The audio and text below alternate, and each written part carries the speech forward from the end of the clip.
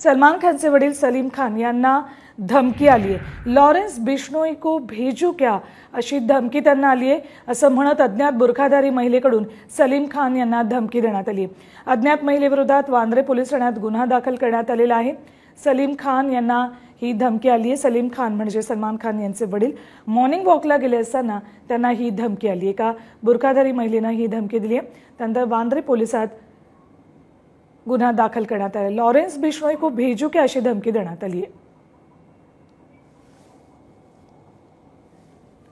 Updates घेऊयात आमचे प्रतिनिधी संजय गर्दे यांच्याकडून। संजय, काय अपडेट्स आहेत या प्रकरणातले?